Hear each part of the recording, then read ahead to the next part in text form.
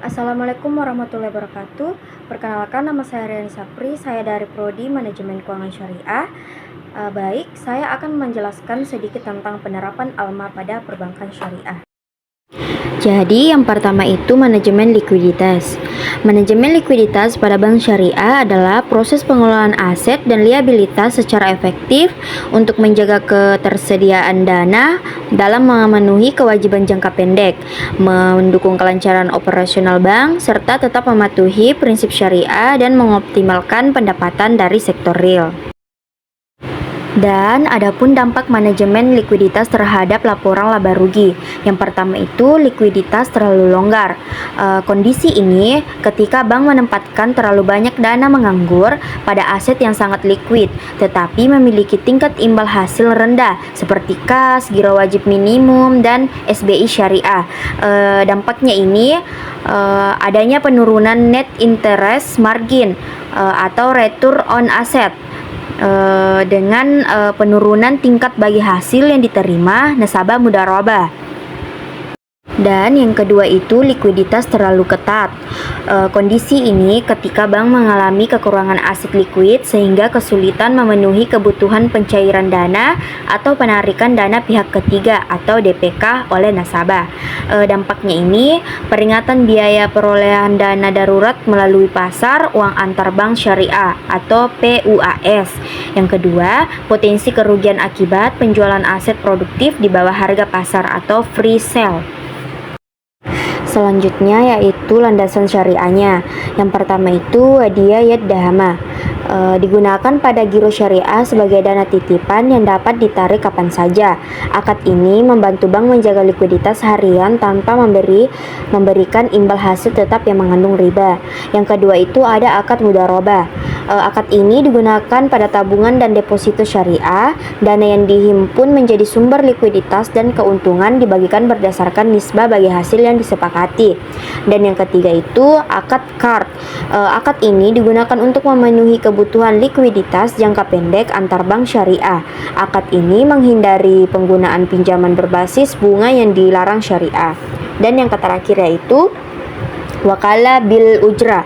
Akad ini digunakan ketika bank mewakili nasabah dalam penempatan dana likuid. Bank memperoleh imbalan berupa free atau ujrah, bukan bunga. Baik, selanjutnya itu peran ALCO. Yang pertama itu penempatan kebijakan dan limit.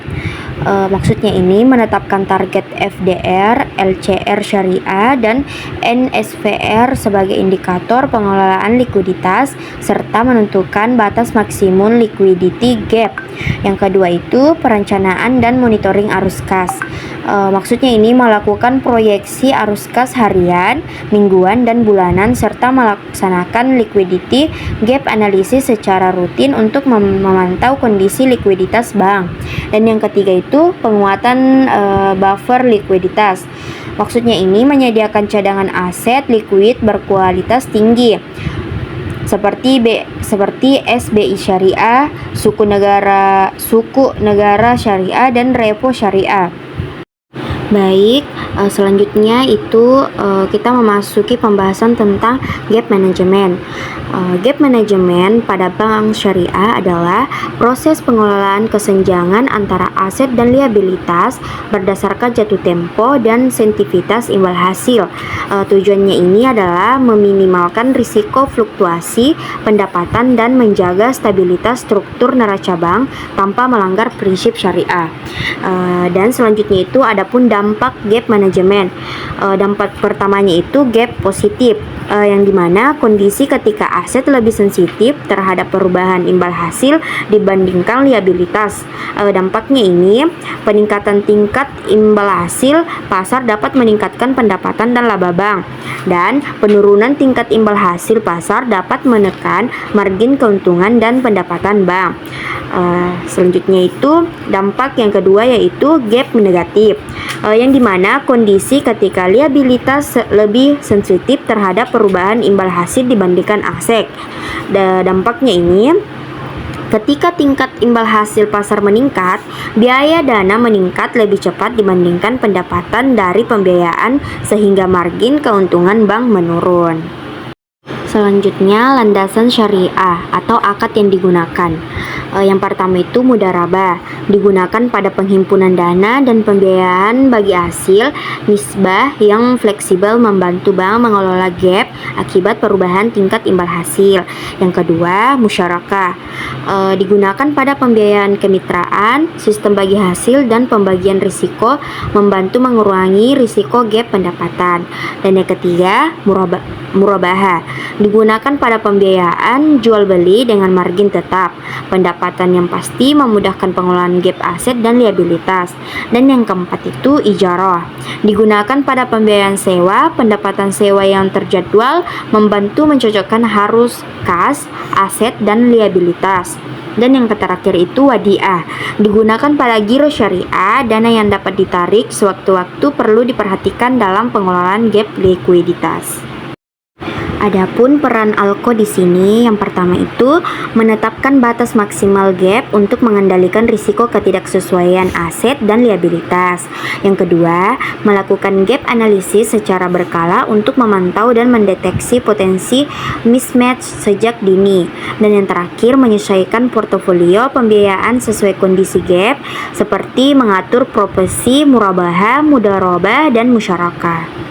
Baik, kita memasuki di pembahasan ketiga yaitu manajemen valuta asing. Manajemen valuta asing pada bank syariah adalah proses pengelolaan risiko nilai tukar mata uang asing untuk meminimalkan kerugian akibat fluktuasi kurs sambil menjaga kepatuhan syariah dan mendukung aktivitas ekonomi real seperti trade finance. Dan adapun dampaknya terhadap neraca dan laba rugi. Yang pertama itu posisi falas terlalu terbuka.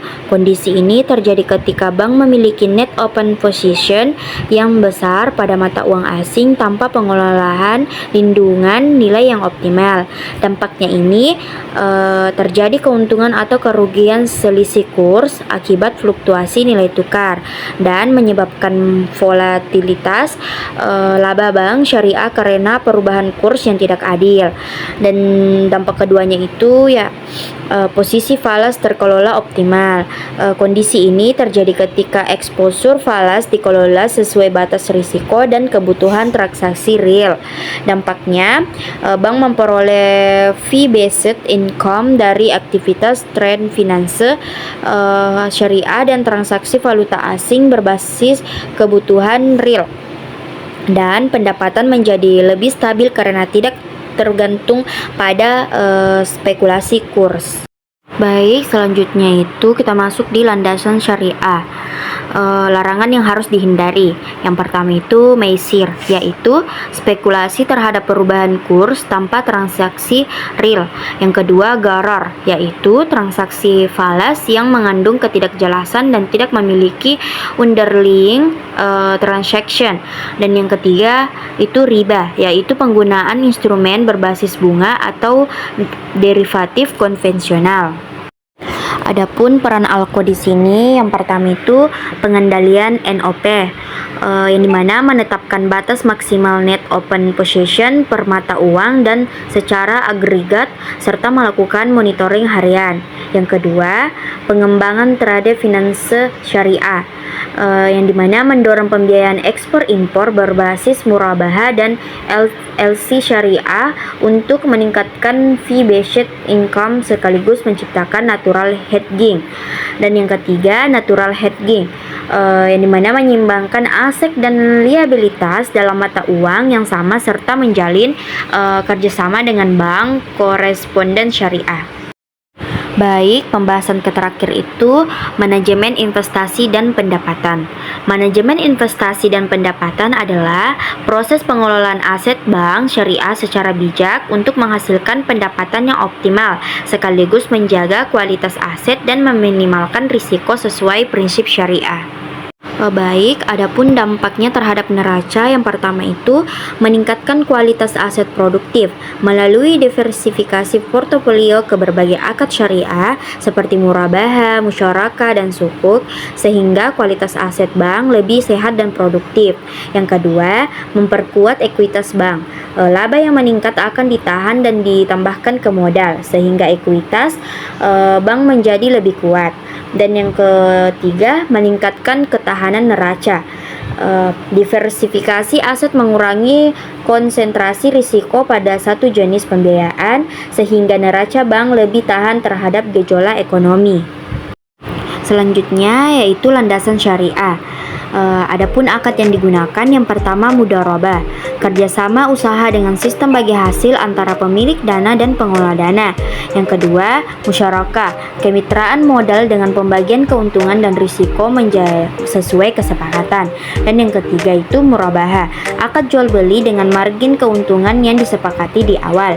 Dan yang keempat, ijarah, akad sewa yang menghasilkan pendapatan berupa ujrah atau sewa.